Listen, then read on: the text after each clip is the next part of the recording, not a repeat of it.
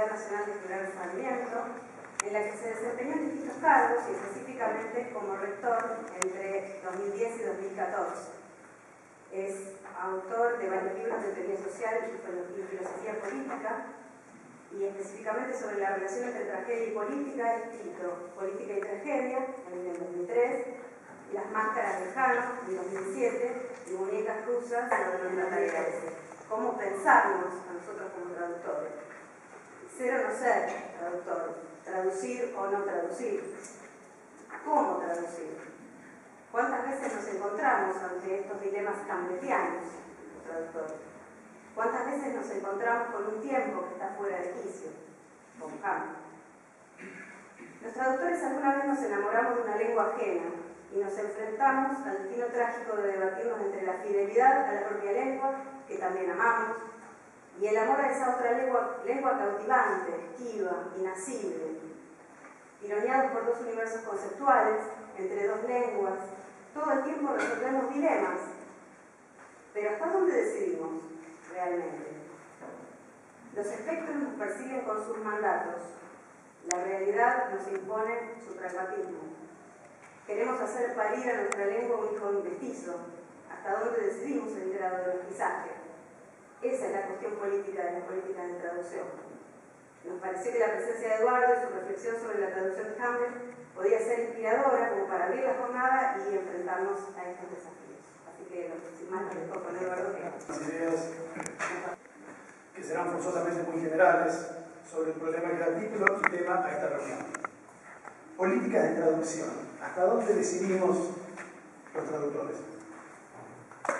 Quiero empezar entonces por llamar la atención sobre una cosa, sobre la relación que ese título sugiere entre la idea de política, la idea para el caso de que puede haber algo así como una política de la traducción, y la idea de decisión. Me parece que esta sugerencia que nos hace el título de esta jornada nos arroja de cabeza y de entrada a un tema que está en el corazón del pensamiento político que solemos llamar moderno, y que es un tema que podemos presentar de manera sumamente general, diciendo que para ese pensamiento político moderno, la política está asociada a la necesidad de un sujeto individual. Aquel pensamiento del Renacimiento europeo, desde Maquiavelo, dio típicamente el nombre de príncipe, o de sujetos colectivos, como son la multitud, como decía el propio Maquiavelo, y como diría después de él, y en la senda abierta por él, Baruch Espinosa, o el pueblo, the whole people, como escribía ese gran pensador cristiano, republicano y populista inglés de la segunda mitad del siglo XVII, que fue John Locke, a la necesidad de un sujeto, digo entonces, de decidir, de tomar una decisión en una cierta situación o en una cierta encrucijada. Igual que hay política de la traducción, porque el traductor, situado frente a una disyuntiva de la lengua o de las lenguas, tiene que decidir. Hay política a secas, porque también el actor político debe decidir. En cada cruce de caminos o en cada coyuntura singular. El problema y la razón por la cual hay políticos y traductores buenos y políticos y traductores malos, es que por un lado esas decisiones deben ser tomadas siempre en medio de circunstancias sobre las que no tenemos pleno dominio ni control, y que por otro lado nunca hay modo de que al decidir en cierto sentido, incluso si tenemos todos los motivos para creer o para estar seguros de que ese sentido es el correcto, o por lo menos el menos incorrecto, no debamos perder algo, resignar algo que no habríamos debido resignar si hubiéramos elegido otro camino, y que querríamos, si pudiéramos, no tener que resignar. Decidir es decidir siempre qué camino seguir y qué cosa resignar, de qué forma de la pérdida hacernos responsables. Y por eso el problema de la decisión es uno de los problemas clásicos de la tragedia, que es uno de los grandes géneros literarios de Occidente, con esos dos momentos de brillo tan intenso que son aquel medio siglo extraordinario de la cultura griega antigua, que corresponde a las generaciones de Sófocles, Eurípides y Esquilo, y aquel otro medio siglo también maravilloso de la cultura inglesa, de las generaciones de Johnson y de Shakespeare. Pero que más allá y más acá de esos dos momentos nos ha ayudado a pensar los grandes problemas de la humanidad, siempre sometida a los dardos y flechazos de la insultante fortuna, siempre dominada por la necesidad de elegir qué camino caminar sin tener garantías de que su elección sea la adecuada, siempre condenada a perder algo, alguna cosa, en cada encrucijada de ese camino que recorre medio a tientas, o con instrumentos que resultan siempre insuficientes, tratando de ir tomando a cada paso las decisiones menos perniciosas.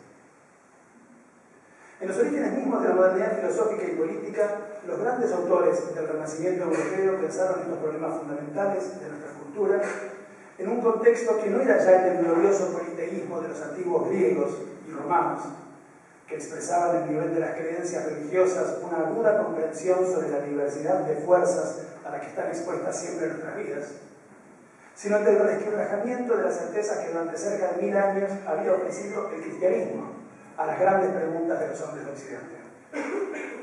La crisis de esa cosmovisión cristiana medieval muestra ahora la tragicidad del abismo de incertidumbre y sin sentido al borde del cual se desarrolla la vida de los hombres.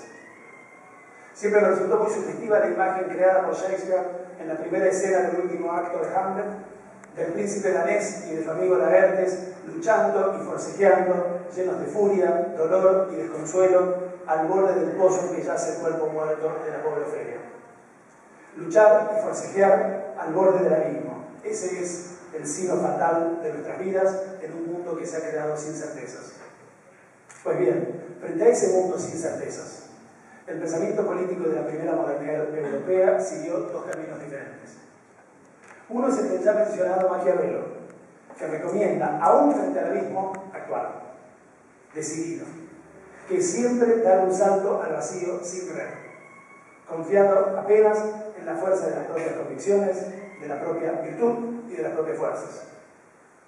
El otro es el de Thomas Hobbes, que ante esa escena desoladora de ausencia de referencias, certezas y sentido, recomienda recrear todo eso que se había perdido, invistiendo de un poder secular extraordinario a ese Dios mortal, como lo llama, que es el Estado. Ese Estado de Hobbes es importante para nuestro tema, porque es el que viene a hacer posible la convivencia y la comprensión entre los hombres a partir del poder que sus súbditos deben otorgarle, de establecer los significados verdaderos y obligatorios, y por lo tanto universales, de las palabras, o de los signos, más en general. Y digo esto pensando en un precioso escrito juvenil de Hobbes, que el filósofo escribió a la vuelta de un viaje que había realizado a la ciudad de Roma, donde pudo apreciar la rica estatuaria de los antiguos, correspondiente a aquella cultura politeísta de la que hablábamos hace un minuto. Esta estatua representaba a tal dios pagano, aquella a tal otro, aquella otra a una tercera deidad de los antiguos. El Estado romano había hecho esculpir incontables estatuas para adornar el culto de que ese mismo Estado protegía. Cuando más tarde la ciudad fue invadida por el cristianismo, y cuando un Estado cristiano se instaló en el lugar donde había ejercido su imperio un Estado de otro tipo, las estatuas, que eran demasiado bellas para ser destruidas solo porque el Estado fuera otro y sostuviera ahora otras creencias, fueran en cambio apenas retocadas a partir de una disposición gubernamental, y entonces, nombradas en virtud de esos retoques de otro modo, pasaron a designar otras deidades. Aquel dios del trueno o de los mares, quitado acaso su tridente y agregado tal vez un niño o un cordero o un trozo de pan, pasaría a ser tal santo, tal beato o acaso tal o cual arcángel. Aquella diosa de la fertilidad o de las lluvias, con un mínimo trabajo de chapa y de pintura, y con una nueva denominación proveniente del nuevo Estado, que de ese modo le incorporaba a otro universo simbólico, religioso y cultural, pasaría a ser una virgen merecedora de renovadas devociones. Es interesantísima la teoría de los signos y de la significación que se insinúa en este poco conocido escrito juvenil de Hobbes, y que se desarrollará en los grandes textos de su obra posterior. En esos textos fundamentales del pensamiento político moderno, en efecto, Hobbes construye la utopía de un mundo donde los hombres respetaran y obedecieran el poder del Estado para poner significados a los signos, a las estatuas y sobre todo a las palabras. Y a la palabra, en singular y con P mayúscula.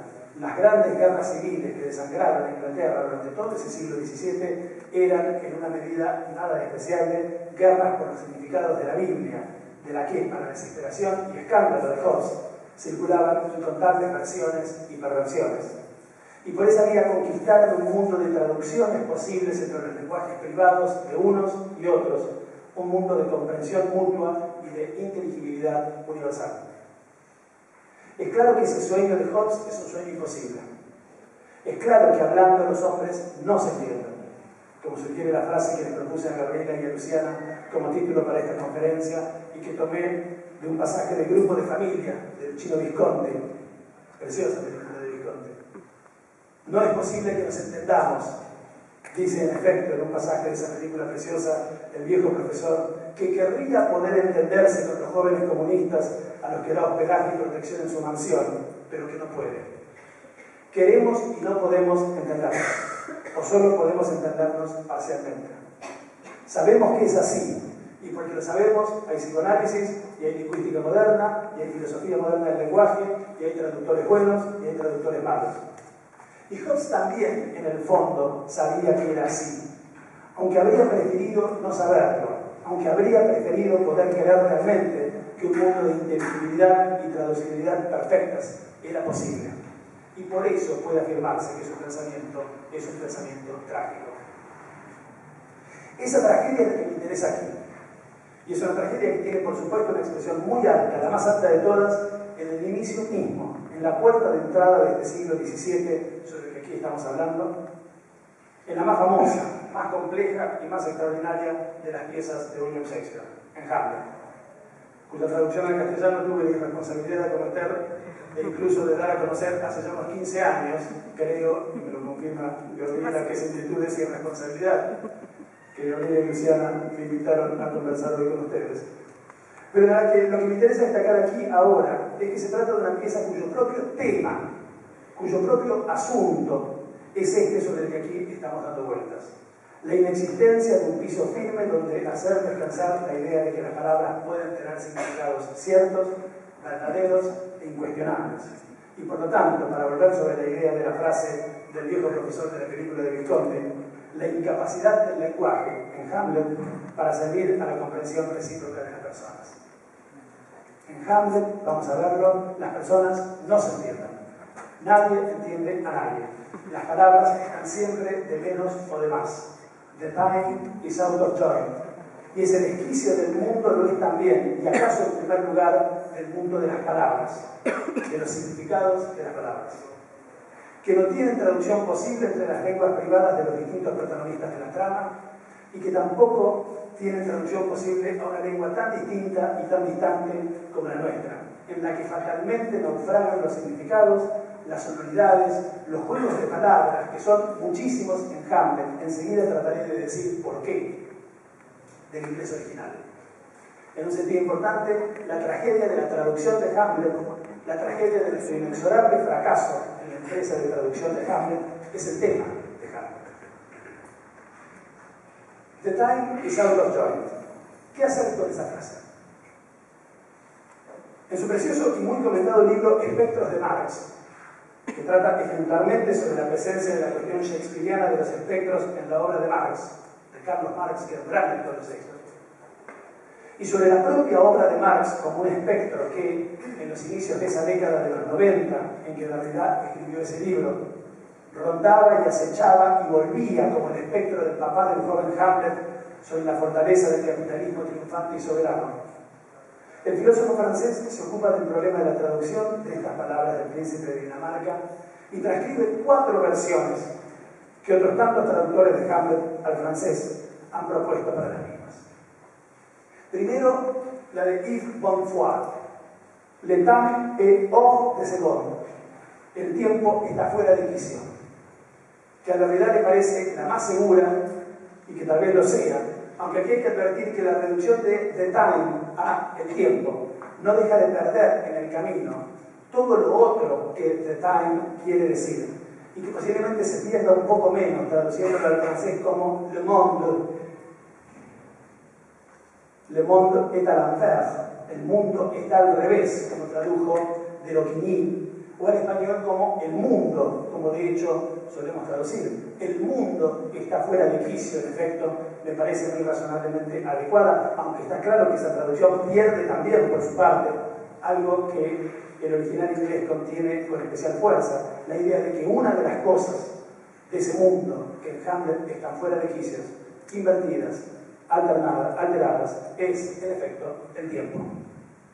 Evidentemente, the time no quiere decir solamente el tiempo, pero quiere decir, sin duda, el tiempo.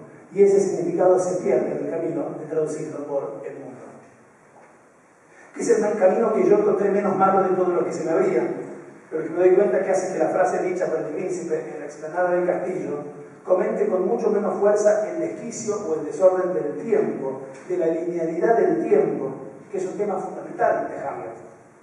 Un tema sobre el que el propio Hamlet vuelve una y otra vez a propósito de los plazos del debido duelo, como en el Economía, Horacio, Economía, del final de la segunda escena, o en la referencia inmediatamente previa a la circunstancia de que su madre se había casado con tío Claudio vistiendo los mismos zapatos con los que había seguido, bañada en llanto como Níobe, el cuerpo de mi pobre padre. El no cumplimiento de los tiempos del duelo es un tema fundamental de Hamlet, como vieron muy bien Jacques Lacan y muchos otros, y al traducir The time is out of joint por el mundo está fuera de quicio, nos perdemos, elegimos perdernos la posibilidad de que esa frase pueda funcionar como comentario de ese hecho.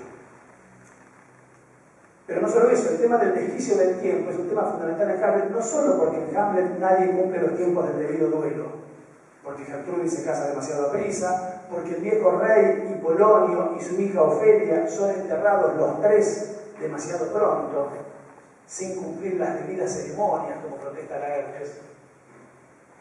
Ni tampoco porque Hamlet le diga a Polonio en una escena en la que manifiestamente se hace el loco a sus expensas, que el anciano podría ser tan viejo como él si solo pudiera caminar como un cangrejo. Ni tampoco finalmente porque en varias ocasiones Hamlet se equivoque al computar el tiempo que ha pasado desde la muerte de su padre. No, el tema del desquicio del tiempo es un tema fundamental en Hamlet, porque en Hamlet el presente no es contemporáneo de sí mismo, porque el presente convive con el pasado y con el futuro, que lo contaminan, que lo visitan, que lo asedian, bajo la forma de dos figuras espectrales, de dos espectros. Uno de ellos viene del pasado, es el espectro del antiguo rey. Viene para exigirle a su hijo un cierto curso de acción, para decirle cómo vivir.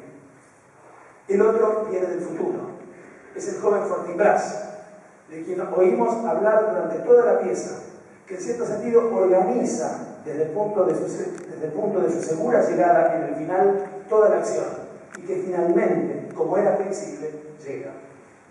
Llega y domina la escena y se convierte en el seguro rey de Dinamarca. Mencioné hace un momento el problema de los espectros en la obra de Marx, y ahora querría decir que en esa obra profundamente shakespeariana, los espectros vienen también, como en Hamlet, del pasado y del futuro. Del pasado, como considera Marx en ese libro precioso, magnífico, que es el 18 Brumario de Luis Bonaparte sobre la Revolución Francesa de 1848 y su comparación con la anterior de 1789, a veces para impulsar a los hombres a actuar en el presente y a veces para impedirles comprender la dimensión de su tarea y llevarlos, contra sus propios intereses, a no actuar. Pero también del futuro, como lo escribe Marx en el famosísimo comienzo del Manifiesto Comunista. Un fantasma recorre Europa, el fantasma del comunismo. Es muy poderosa esa figura. Ese fantasma que es el comunismo no es para Marx algo que desde el pasado dé manotazo sobre el presente para todavía retener su imperio sobre él, sino algo que desde el futuro se anuncia como promesa para algunos y como amenaza para otros. Así pues, desde el pasado y desde el futuro, los espectros, los fantasmas, nos acechan, nos inquietan, nos angustian, nos rondan. Todos esos verbos son traducciones de un verbo francés que usa Derrida, que es el verbo hanter, rondar, acechar, de donde surgen dos sustantivos, antis, que es angustia, y ant, que es espectro, fantasma, lo que ronda, lo que nos acecha y lo que nos angustia. A Derrida le gustaba jugar con esas palabras. A Derrida le gustaba jugar con las palabras en general. Y a partir de ellas inventa otra, pomposa, solemne, que dice el nombre de una disciplina, la antología, con H.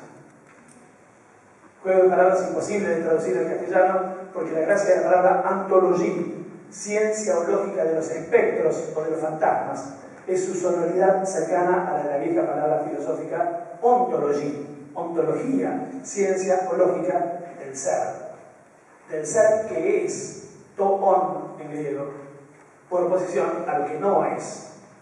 La ontología se toma en serio esta distinción. El ser es, el no ser no es. Estudia el ser por oposición al no ser. La antología, en cambio, es la ciencia o la lógica de los fantasmas o de los espectros, de aquellos raros seres cuyo ser consiste en ser no siendo, en ser a pesar de ya haber muerto, en ser a pesar de todavía no haber llegado. Ser o no ser, dice Hamlet en su monólogo más famoso, pero la pieza a la que pertenece ese monólogo está habitada, como el mundo mismo, como nuestras vidas, por seres cuyo ser consiste exactamente en no ser. En no ser, pero actuar. En no ser, pero lograr, a pesar de eso, dirigir nuestros pensamientos y nuestras acciones. Y entonces, ¿cómo traducimos antología? Un pensador argentino muy interesante, Ernesto Laclau, que murió hace pocos meses y a quien podemos aprovechar para rendir un homenaje, tradujo antología como rondología, la ciencia de los espectros como la ciencia de lo que ronda. Espectrología o fantasmología tampoco estarían mal. Rondología acentúa la idea de acechanza y de movimiento. Recordemos los movimientos del espectro y los pedidos del príncipe y de Horacio a esa figura desesperantemente movediza. Stop, rest. Espectrología o fantasmología acentúan la idea del ser no siendo, de eso que ronda o que acecha. Todas ellas, por supuesto, pierden el juego sonoro con ontología. The time is out of joint. A las dos traducciones que ya vimos, Derrida suma todavía otras dos. Una es bastante desafortunada. Un traductor de apellido Malaplat propuso le temps est détraqué. El tiempo está trastornado.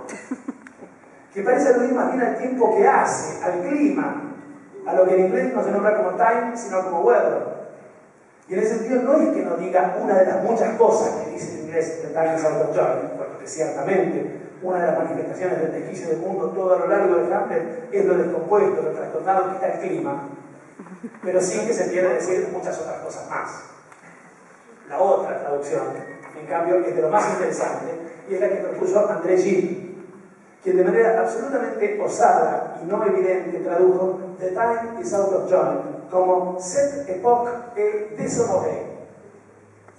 Esta época está deshonrada, llamando la atención sobre el valor ético y político de la frase de Hamlet, que, dice Derrida, aludiría a la decadencia moral o a la corrupción de la ciudad,